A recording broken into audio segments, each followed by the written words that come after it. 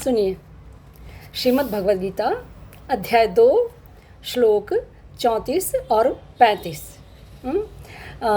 34वें श्लोक में कृष्ण कहते हैं, सभी लोग तुम्हारी दीर्घकालीन अपकीर्ति की निंदा भी करेंगे और एक सम्मानीय पुरुष के लिए यह अपकीर्ति मृत्यु से भी अधिक कष्टदायक होती है। समझते हैं ये श्लोक क्या कहता है। श्लोक निंदा व अपकीर्ति का डर प्रस्तुत कर रहा है। कृष्ण कभी ऐसी बात नहीं कर सकते, मगर कृष्ण भी क्या करे।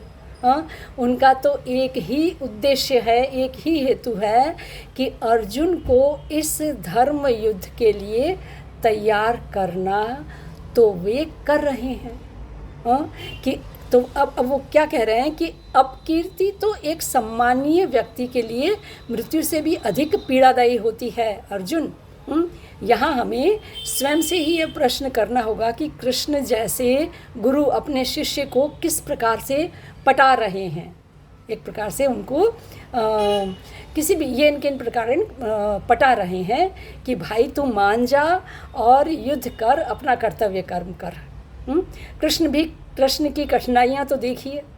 खैर, आगे 35वें श्लोक में कृष्ण इसी डर को विस्तार देते हुए कह रहे हैं कि जिनकी दृष्टि में तू पहले बहुत सम्मानित था, अब रण छोड़कर जाने पर वे तुझे लघुता का शिकार मानेंगे, युद्ध से भागा हुआ कहेंगे और यह अपमान तुम कैसे सहन करोगे। यह कौरवों की खड़ी हुई सेना तुम्हें भय के कारण युद्ध छोड़कर भाग जाने वाला भगोड़ा कहकर पुकारेंगी। तो अर्जुन, कैसे तुम इन सभी का सामना करोगे। समझिएगा, यहाँ अर्जुन युद्ध से भागने वाली मूर्खतापूर्ण बात कर रहे हैं और कृष्ण भी इसी मूर्खतापूर्ण बात का जवाब मूर्खता से ही काट कर दे रहे हैं। क्योंकि यश व निंदा की कोई चिंता करने की वैसे तो होती ही नहीं है। कृष्ण ऐसा कभी कह भी नहीं सकते। मूर्ख लोग, अज्ञानी लोग ऐसा करते हैं और ऐसा कहते हैं, लेकिन कृष्ण क्या करे, मजबूरी में वे इन्हीं बातों का सहारा लेकर अर्जुन को धर्म के रास्ते पर लाने की कोशिश कर रहे हैं।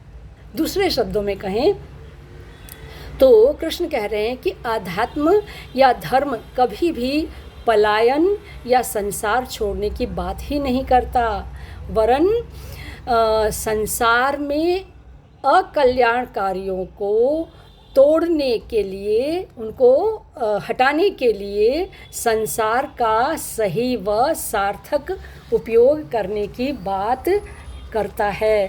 धर्म पलायन की बात नहीं करता।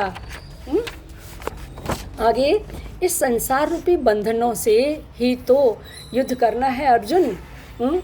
तो सही लक्ष्य के लिए निष्कामना के साथ जो कुछ भी किया जाए सब उपयोगी है। इसलिए दुर्योधन व शकुनी जैसों का वध भी ठीक है। लक्ष्य ठीक तो सब ठीक। ध्यान दीजिएगा, नैतिकता में सिखाया जाता है कि कुछ अच्छे कर्म होते हैं और कुछ अच्छे कर्म नहीं होते हैं। मीन्स डू एंड डोंट्स में हम उलझ करके रह जाते हैं। निष्कामी कर्म या लक्ष्य की तरफ हमारा ध्यान ही नहीं जा पाता। बस ये करना है और ये नहीं करना है, उसमें उलझ के रह जाते हैं। जबकि कृष्ण का यह ज्ञान, भगवद गीता का यह ज्ञान ऐसा ज्ञान है कि वह नैतिकता की सीमाओं में कहीं भी समाता नहीं है। कृष्ण तो हमेशा ही सर्व कल्याण हेतु निष्काम कर्म व मुक्ति, आज़ादी की, स्वतंत्रता की ही बात को और सर्व कल्याण की बात को ही सर्वोपरि रखते हैं। ठीक है, तो लाइक कीजिएगा, सब्सक्राइब और कमेंट्स व शेयर कीजिएगा। जियो गीता के संग, सीखो जीने के ढंग।